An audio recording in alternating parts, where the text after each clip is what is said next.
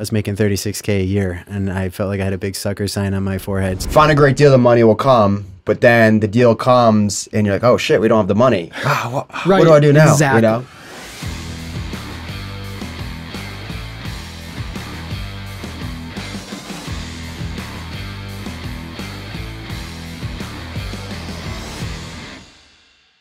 Kris, welcome. Thank you for coming on the show today. I really appreciate your time and you sitting down and chatting with us about real estate. Yeah, my pleasure. You guys have a great show. I was really excited to get on, and of course, free bourbon doesn't hurt. So here we are. Free bourbon does not hurt. Yeah.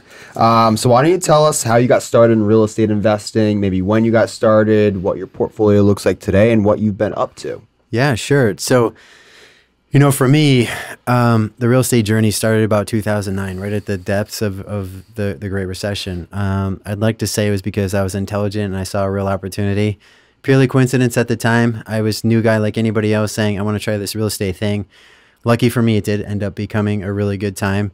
So that was 2009, coming off the heels of being a broke science teacher. I don't know if you know that story. We can delve into that. But, you know, I was in the search of you know, building a more secure future for myself, like I think most folks aspire to. I wanted, you know, I wanted to make more money. I wanted more security. Like I said, I kind of came out of being a teacher, and I was, yeah, I was frustrated. I felt like I couldn't afford anything. I just followed the blueprint for the American dream. I went to school, got good grades, right? Got a master's degree, and bam, I was making 36K a year, and I felt like I had a big sucker sign on my forehead. So, jumped into real estate around 2009.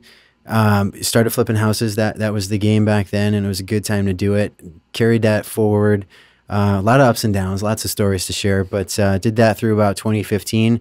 Then the market shifted. You know, not so many houses for sale anymore. Certainly not as many distressed sellers. It was a different market at that point in time. The economy had really turned around, and all these folks had come off the sideline. I'd like to say that's the rise of the guru era. They were all coming out and saying, "I'll teach you how to flip houses," and so you had a lot of people bidding up prices on properties, and profit margins were thinning because, you know, prices were going up as it is. And yeah, I could share stories all day long, but, you know, flipping was burning me out. So it was about 2015. I hung it up, stopped flipping houses, and I said, man, this isn't passive income. This isn't why I got into real estate, right? And the light bulb went off. I started buying multifamily, and so from there, you know, started buying and trading small multifamily, 3, 4, 5, 6 units at a time, the occasional 10. Right up through about 2020, right around when COVID hit. And it wasn't until then that I decided it was time to move upstream, build a new team, start buying commercial properties. And of course, you know, as you know, we went out west. We're buying properties in Indiana, now targeting Seattle, but now we're running a full-scale syndication company. We did about 200 units last year. You know, I think we're well-positioned to probably do another 200 or 300 units this year.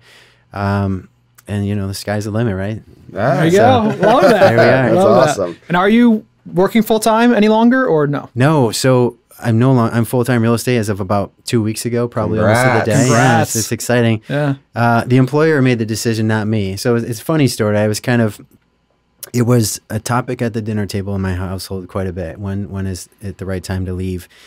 And we would say, well, we got a good thing going. And you know, I had employees, right, in my syndication company. So I was able to kind of do both in parallel. And so the joke became, well, just do your day job until they let you go. Well, they finally let me go. And I guess I'm glad it worked out that way, because had I left, I would get nothing. But because they let me go, I got a nice severance. So got a big fat paycheck to go with it. So they're paying me to run my company now, which is great. So we both left our jobs, what, last year or the year before? I was in 2022. I think I was last. I quit. I was the end of, yeah. I was like 6 months after you. But Yeah. I got to a point where I was like, man, these people are going to let me go, because like, if they don't realize like that I'm kind of doing two things at once, like I'm working for them and they were great. No doubt about it. But like, I'm hustling at my desk trying to do real estate too. Is that what happened? Did they realize that you were kind of doing something else as well? I hear you though. So I was very fortunate. They embraced it. They would come to me, and senior leaders in my company would come to me and say, hey, we're thinking about testing a new service or product in the market aimed at real estate investors or large landlords. Can you come give us some input? So it was nice to be able to bring my craft into the workplace. You know, I just had to make sure that I wasn't, you know, doing the work on work time. That's where the conflict of interest. But like you said, you're hustling, you're burning the midnight oil. I mean, I'm 42 now. When I was 30, I could stay up till midnight, right? Get up 4 the next morning and life goes on, but it's just, it gets harder. And and I needed to get the balance back. So it was time. One of the biggest questions I have, at least for the audience, is what is syndication, and what are the nuts and bolts that go into it, and kind of what does that look like for you? Yeah, so syndication really, I think just to really simplify it for folks, you know, you have, I'm going to use the terms operator and investor. It just helps sort of draw the line because, you know, folks who buy real estate, we typically label them as investors, and we are, but in the syndication space, we're the operator. We're the folks who are acquiring and operating the deal, to think of it that way. The real investors are the folks that are investing money into the deal. And so a syndication is really a process where we identify a deal that we want to acquire. We do all the due diligence that we have to do, all the analysis, say, you know, we know we need to purchase this for 4 or 5 million, whatever. Our capital expense budget, our renovation budget, rehab budget, if you want to think of it that way, is going to be X. And we build out a business plan, and we essentially say, okay, we need to raise 1.8 million or 2.2 million to get into this deal, to get it closed. And we source that capital from essentially the public. It's like crowdfunding in that sense. And so everyday individuals from, you know, it could be your neighbor living next to you on your street. It could be an attorney down in the center of town. It could be a doctor, or it could be some high net worth investor. You know, I've got people now in my network who are, they've sold off large tech companies in Switzerland and Europe, big, you know, the equivalent of Mark Zuckerberg, but over in Europe, now invest with us. And these people, they find us and they say, you know, I like your model. I like how you guys think, how you approach the market. I want to invest in real estate through you. And so they essentially would wire us 50,000, 100,000, 200,000, whatever. And we pool that capital until we raise as much as we need, the 2.2 million, let's use that figure, and we acquire the real estate. And when we do, all of those people who wired us funds, they become limited partners in that deal. They essentially become members of the LLC that now owns that apartment complex. But all the liability falls on us. So we're fully responsible for tenants and toilets and termites, as they say, right? But all the responsibility falls on us, and they just get to basically sit back and collect. And we give them distributions on a quarterly basis that's paid from the rents, essentially the excess cash flow from the property. We give them monthly progress reports on how the deal is performing, and we give them quarterly updates and yearly updates on where we are against the business plan that we set out to execute, so that they know where we are in terms of how we're going to ultimately generate the returns that we promised them at the end of the day. So that's a syndication. Wow. Okay. Thank you for that. So when you're raising this capital, and you mentioned like 1.8 or $2 million or something, are you essentially raising the down payment? Are you raising like the whole purchase price for these deals? Like, how does that look like on a financing angle? Most of so it could be the whole purchase price if you want to move with speed and it makes good financial sense to do that and refinance into a loan later. But in most cases, you're raising the down payment, your closing costs, your renovation budget, and what we would call operating reserves. It's sort of a separate operating budget that you have on the side in case something happens that you didn't foresee within your original business plan. So you've got this sort of contingency budget. So you're raising all of that together. Typically, just generally speaking, are you giving an interest rate to these people plus equity, or is it just like, hey, we're going to give you 10% on your money? Preferred return. It's preferred. Yeah, preferred return. So it's the way to think of that is interest plus equity. Sometimes it's just equity. It really comes down to the deal and how you want to structure it. Sometimes it's just interest, although we don't do that in syndications. If you're in a syndication, you're getting equity ownership in the deal. That's one of the powerful benefits of it. But like when I first got started years ago, when I first started buying small multifamily, 4 units, 5 units, 6 units, I would go to investors and I would say, hey, I need 100,000 or 50,000. I'm going to pay you 10% or 12% interest on an annual basis over 3 years. In the third year, I'm going to cash you out. So, and I would negotiate it so that I would do, let's call it 10%, right? So 10% of 50,000, 365 days from today, I'm going to write you a $5,000 check. Second year, $5,000 check. Third year, $5,000 check. And I'm going to give you your 50,000 back. And there were a lot of people that are like, yeah, I like that. I don't really want any type of ownership. I like the interest model. And the benefit to me is now they're cashed out and I have all the equity. And so I was able to build a large portfolio at the time that was spitting off lots of money, and it was all mine. Except versus on the syndication front, they're getting preferred interest. So that might be 6 or 7%.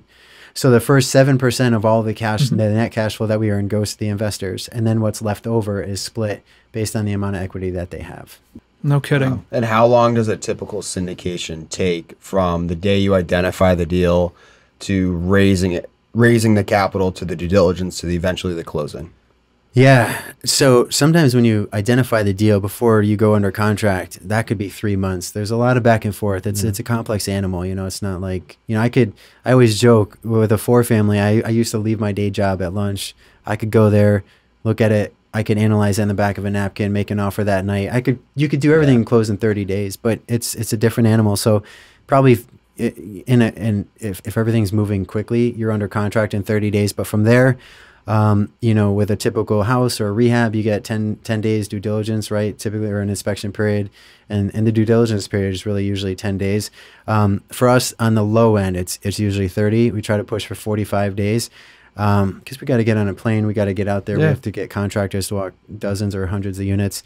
And then after that due diligence period is up, let's call it 45 days. Typically, you get another 45 days to raise the capital and close. So 90 days in total. My next question was, does the money come first or does the deal come first? We've talked Good about question. this. We talk about this all the time because, you know, we raise capital as well. Not to the extent It's that the great you do, debate. but we're like, find a great deal, the money will come. But then the deal comes and you're like, oh shit, we don't have the money.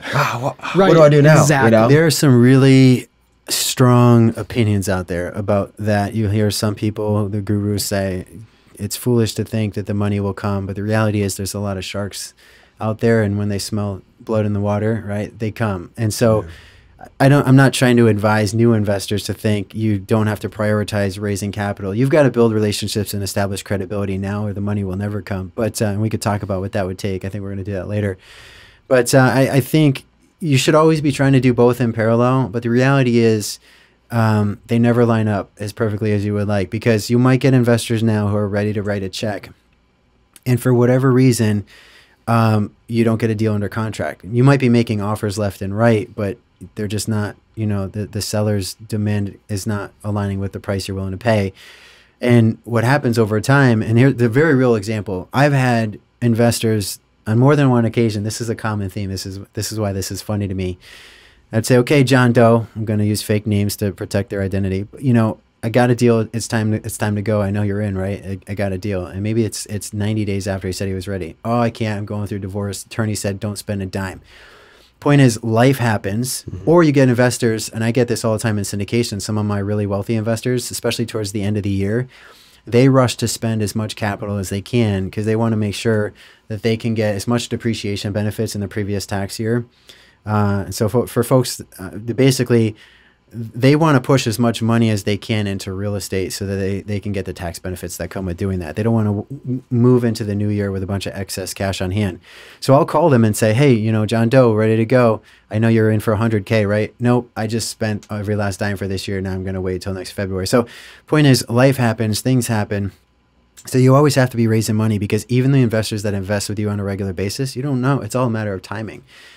So do both in parallel. And maybe that's a long answer to a short question, but it just ends up that you always end up finding a deal, and then you're just running around like a chicken with your head cut off. But that's the game we play, and it's fun at the end of the day. Thank you so much for listening to Sky's the Limit podcast. We're always releasing new content, so if there's something you want to hear, be sure to comment below. And don't forget, subscribe to our YouTube channel. And just remember, sky's the limit, dive deep, and invest in how you want to live.